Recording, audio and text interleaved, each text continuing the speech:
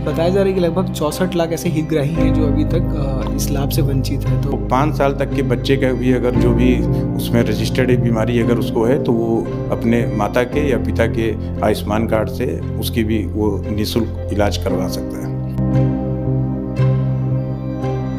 और घर बैठे जो है आयुष्मान कार्ड बड़े आराम से बना सकता है। अब तो मुख्यमंत्री विशेष सहायता योजना के अंतर्गत जो है उनको 25 लाख तक का भी उसमें प्रावधान है, वो भी उनको शासन की तरफ से स्वास्थ्य सुविधा मिलेगी।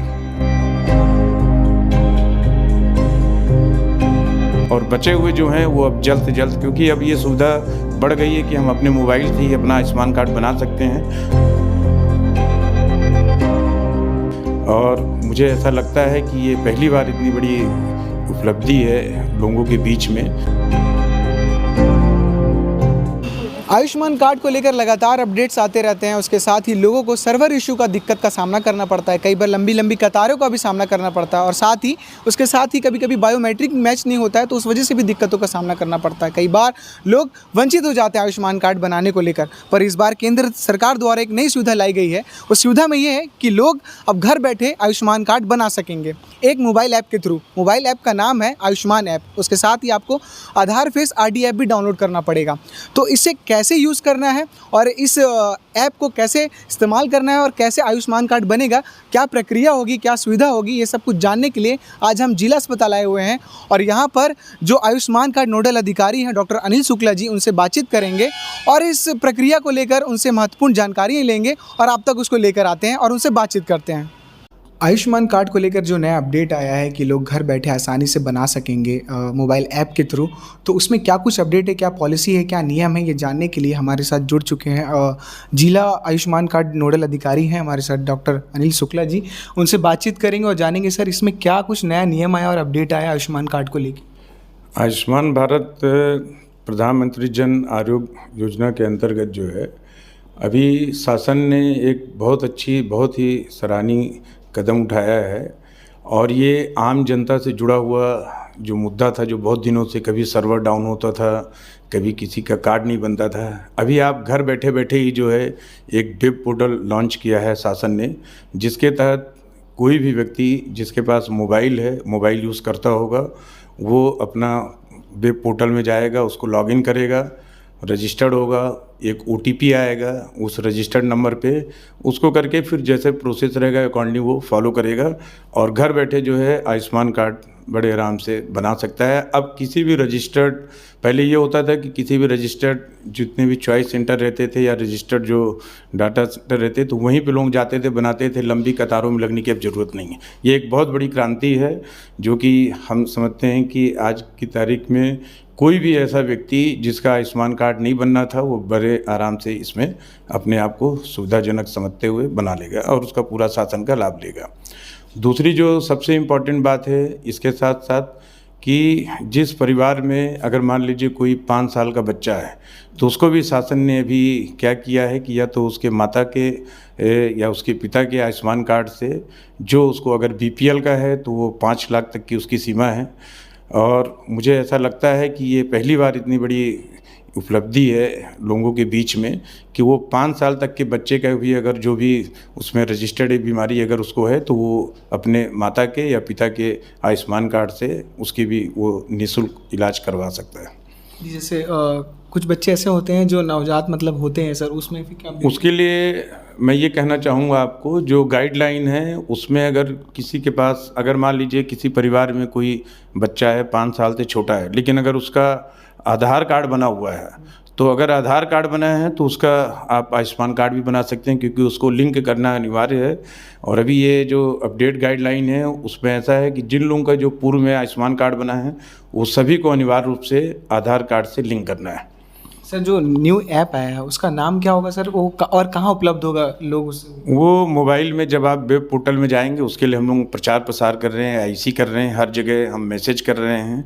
और मैंने ये देखा है कि लोग उसमें अब बढ़ चढ़ करके हिस्सा भी ले रहे हैं, क्योंकि हमको जो फीडबैक मिल रहा है, अभी ये चूँकि नया नया आया है और मुझे ऐसा लगता है कि जब आप नेक्स्ट मंथ में इसके बारे में स्टेटस लेंगे तो मैं ये कह सकता हूँ, जैसे आज हम अपने दुर्ग ज़िले को देखें तो हमारे यहाँ 81% लगभग आयुष्मान कार्ड बन चुके हैं।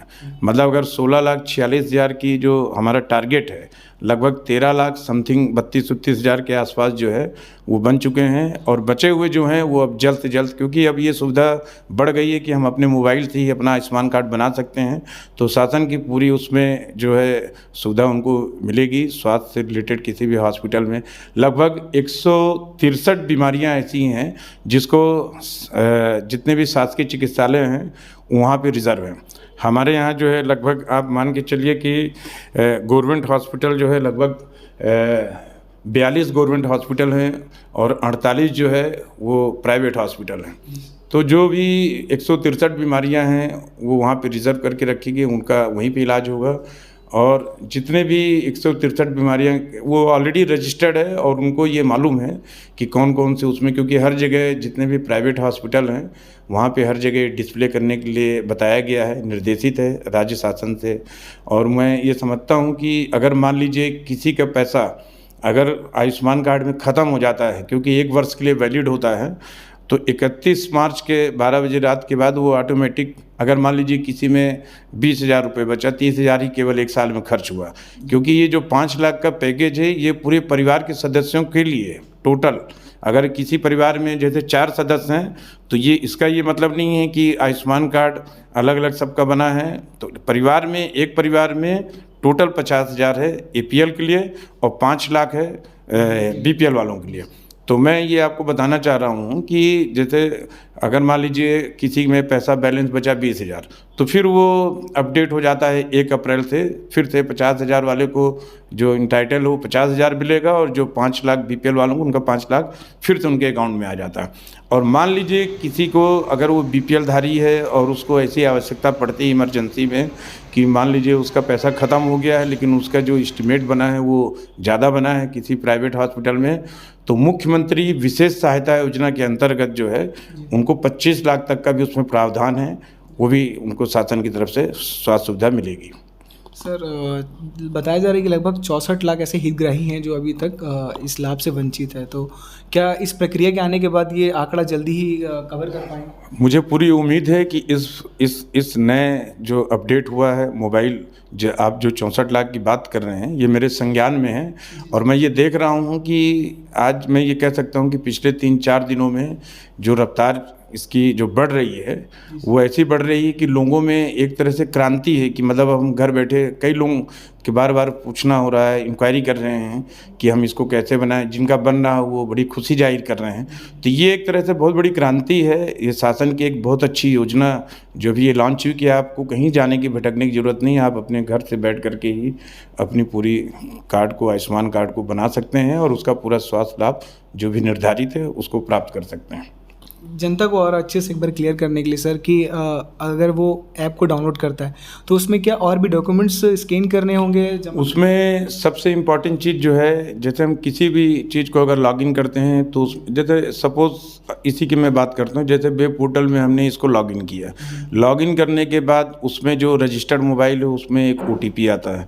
OTP जब रजिस्टर्ड होगा, वेरीफाइड हो जाएगा तो उसमें वो पूछेगा नाम, एड्रेस, फादर नाम, मदर नेम, बहुत सारी जो जानकारियाँ रहती है वो फिर अकॉर्डिंग उसमें जाता रहेगा।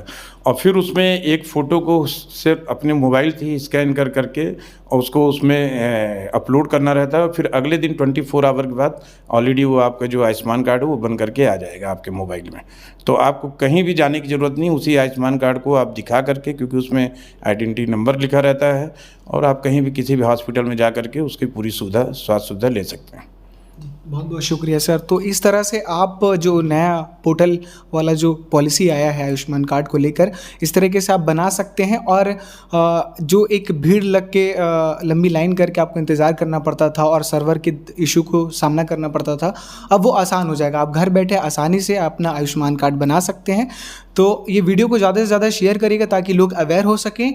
और सर का भी बहुत बहुत शुक्रिया, उन्होंने बहुत ही महत्वपूर्ण जानकारी दी हमें और आपके लिए भी आसानी पैदा की बताकर कि आप भी अब लंबी कतारों का सामना ना कर सके। बहुत बहुत शुक्रिया इस तरीके से वीडियो देखने के लिए। और भी अपडेट पाने के लिए KP न्यूज़ के साथ जुड़े रहिए। आप देखते रहिए KP न्यूज़। शुक्रिया। न्यू वीडियोस के अपडेट पाने के लिए सब्सक्राइब करें KP न्यूज़ को और बेल आइकन को दबाएं।